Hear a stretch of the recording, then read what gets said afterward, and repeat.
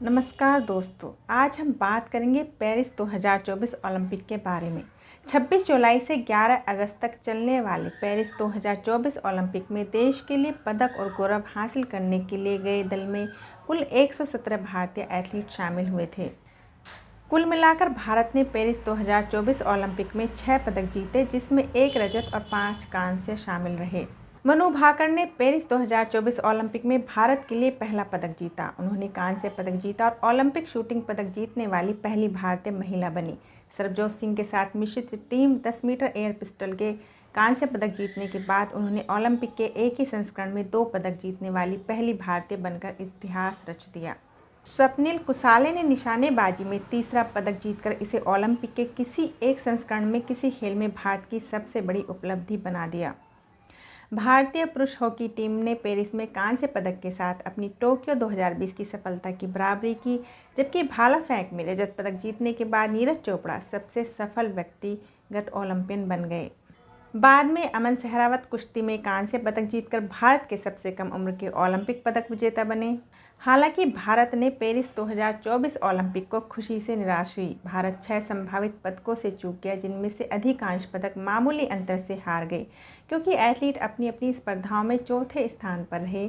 इसमें लक्ष्य सेन, मीराबाई चानू और मनु भाकर शामिल थे, जो खेलों में अपना तीसरा पदक हासिल कर सकते थे। ऐतिहासिक फाइनल से पहले विनेश फोगाट की अयोग्यता ने भी भारत की परेशानी बढ़ा दी। कुल मिलाकर भारत ने अब तक ओलंपिक में 41 पदक जीते हैं। दिलचस्प बात यह है कि यह नॉर्मन प्रिचर्ड का दोहरा रजत था, जिसने पेरिस 1900 में भारत का खाता खोला था। तो अब सवाल ये उठता है कि 140 करोड़ की आबादी और इतने कम मेडल। हर बार की तरह इस बार भी देश में एक बहुत बड़ा वर्ग है जो सवाल करता है कि 140 करोड़ की आबादी वाले भारत में इतने कम ओलंपिक मेडल क्यों आते हैं। भारत के मुकाबले कम आबादी वाले देशों के मेडल का हवाला भी दिया जाता है, लेकिन क्या आबादी को मेडल से जोड़ने का सोच सही है? यूई सुसाकी जापान की पहलवान है। सुसाकी ने टोक्यो ओलंपिक में गोल्ड मेडल जीता था। इसके अलावा वो 5 बार वर्ल्ड चैंपियन रही हैं। 6 अगस्त 2024 की तारीख से पहले उन्होंने 82 बाउट लड़ी थी। इन 82 में से 82 मुकाबलों में उन्हें जीत मिली थी। पेरिस ओलंपिक में प्री क्वार्टर फाइनल में उनके सामने भारतीय पहलवान विनेश फोगाट थी। विनेश फोगाट ने उन्हें हरा दिया।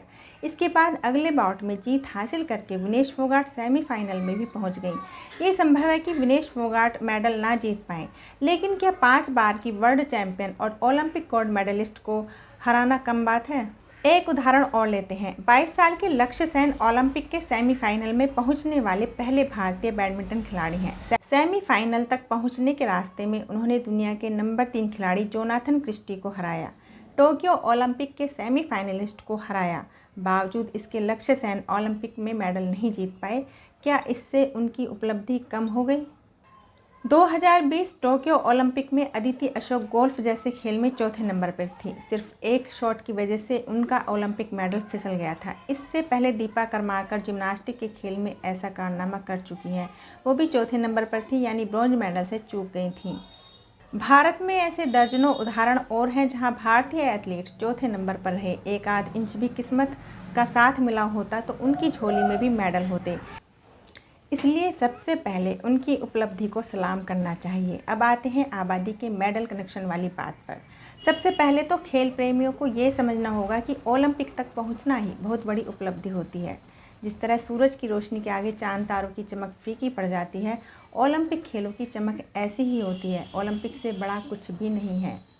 किसी भी देश में मेडल आबादी से नहीं, खेल की परंपरा से आते हैं, स्पोर्ट्स कल्चर से आते हैं। स्पोर्ट्स कल्चर यानी खेलों को लेकर जागरूकता।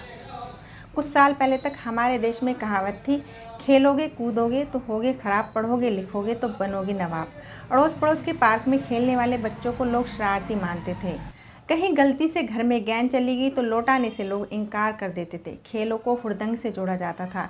कई बच्चे तो खेलने के लिए घर में पीटे भी जाते थे। ये सब कुछ इसलिए था क्योंकि स्पोर्ट्स कहीं से भी कैरियर नहीं था। कैरियर का मतलब IAS PCS नहीं तो इंजीनियर, डॉक्टर। उस पर से साल 6 महीने पर एक आध खबर पढ़ने को मिल जाती थी कि उस खिलाड़ी ने अपना घर चलाने के लिए मेडल बेचा।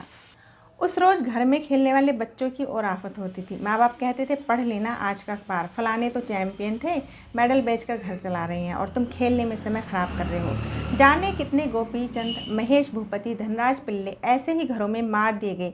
फिर समय बदला, इक्का दुक्का ओलंपिक मेडल आए। जिन खेलों में ओलंपिक मेडल आए उनकी लोकप्रियता बढ़ी। छोटे छोटे शहरों में उनकी एकेडमी खुली।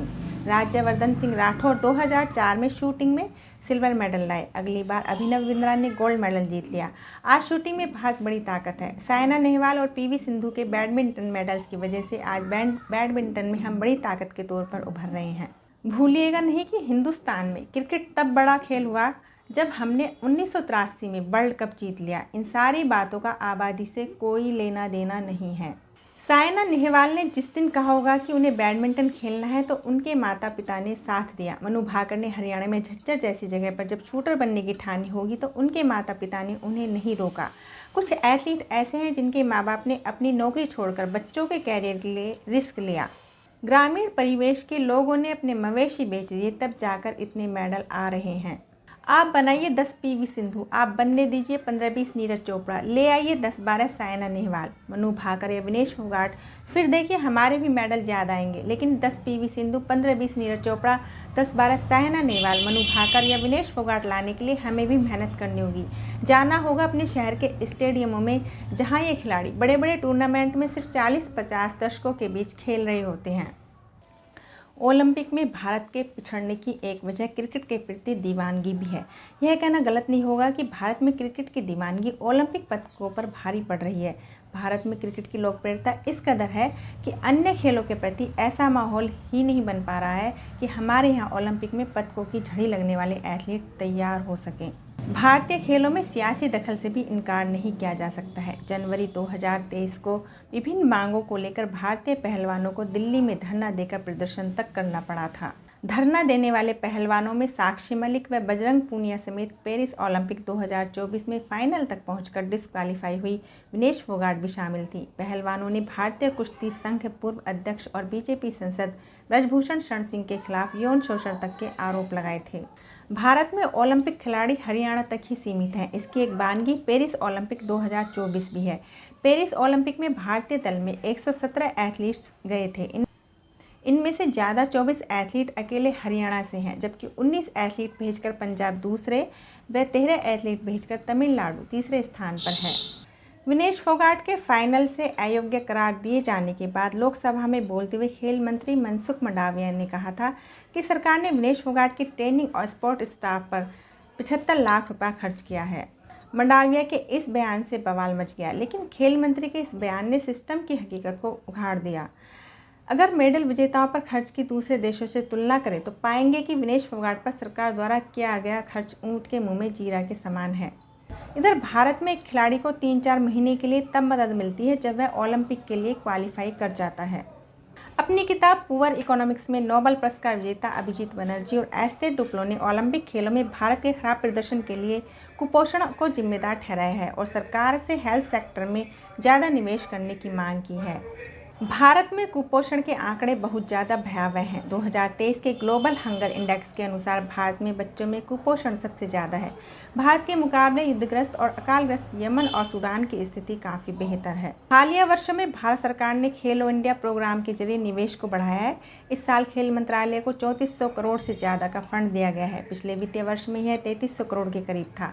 ये बात ध्यान रखी जानी चाहिए कि सरकार ने भले बजट बढ़ाया हो, लेकिन एक बड़ी आबादी के लिए यह बहुत कम है। खिलाड़ियों पर अगर लगातार निवेश किया जाए तो हमें बेहतर परिणाम मिलते हैं। ये हमने हॉकी के मामले में देखा है। टोक्यो के बाद पेरिस ओलंपिक में भारत ने लगातार कौन से पदक जीता है? टोक्यो में आया मेडल 41 साल बाद हमें मिला था। एक समय हॉकी में भारत का दबदबा था। 8 गोल्ड के साथ भारत ने कुल 13 मेडल सिर्फ हॉकी से जीते हैं। लेकिन 1980 के बाद हॉकी में हमारा प्रदर्शन गिरा। 2008 के बीजिंग ओलंपिक में तो भारतीय टीम क्वालिफाई भी नहीं कर पाई, लेकिन उसके बाद ओडिशा सरकार ने हॉकी में निवेश किया और परिणाम सबके सामने है। पेरिस ओलंपिक में विनेश फोगाट के साथ जो हुआ वह बताता है कि हमारा खेल प्रशासन किस तरह काम करता है, खिलाड़ियों को मिलने वाला स्पोर्ट स्टाफ कैसा है। फोगाट का पेरिस ओलंपिक में सिल्वर मेडल पक्का था। विनेश गोल्ड भी जीत सकती थी, लेकिन 100 ग्राम वजन ज़्यादा होने के चलते उन्हें अयोग्य करार दिया गया। ये विनेश के सपोर्ट स्टाफ की लापरवाही थी। वहीं चीन के मुकाबले भारत के प्रदर्शन की तुलना करें तो पदक तालिका में चीन और भारत की स्थिति में ज़मीन आसमान का अंतर है। इसे समझने के लिए हमें देखना होगा कि पदक तालिका में शीर्ष पर रहने वाले देशों ने लंबे समय से खिलाड़ियों पर निवेश किया है। वहीं चीन और कतर जैसे देश भी हैं जो खेल में मेडल जीतने को ग्लोबल ब्रांड के तौर पर प्रोजेक्ट करते हैं। चीन 4 से 5 साल की उम्र में ही बच्चों की पहचान कर लेता है और उन्हें पब्लिक हॉस्टल में रखकर ट्रेनिंग दी जाती है। चीन ने उन खेलों पर फोकस किया है जहां वे मेडल जीत सकते हैं, भले ही उस खेल के चाहने वाले बहुत कम हों। राइटर्स की एक रिपोर्ट के मुताबिक चीन में 2183 सरकारी स्कूल हैं जहां बच्चों को बहुत छोटी उम्र से ही ओलंपिक के लिए तैयार किया जाता है। भारत में चीन जैसी व्यवस्था नहीं है, चाहे वह राजनीतिक हो या सामाजिक। चीन के उलट हमारी यह लोकतांत्रिक व्यवस्था है जो अपने हिसाब से प्राथमिकताएं तय करती है। विनेश फोगाट के मामले में खेल मंत्री का खिलाड़ी पर खर्च की गई रकम को बताना यह बताता है कि हमारी प्राथमिकता क्या है और हमारा फोकस कहाँ है। 140 करोड़ वाले देश में खेलों का इंफ्रास्ट्रक्चर कहाँ है? स्कूल कॉलेज के स्तर पर इंफ्रास्ट्रक्चर जीरो है। आने वाले वर्षों में भी भारत के ओलंपिक में बेहतर प्रदर्शन की उम्मीद बहुत धुंधली है, जो कि निवेश की मांग करती है। हमें इसी ही आबादी में ज़्यादा खिलाड़ी बनाने होंगे, वरना 4 साल बाद सवाल कायम रहेगा कि इतनी बड़ी आबादी वाले देश में इतने कम ओलंपिक मेडल क्यों आते हैं। बल्कि 4 साल बाद तो आबादी और ज़्यादा बढ़ चुकी होगी, तो ये सवाल भी और बड़ा होगा।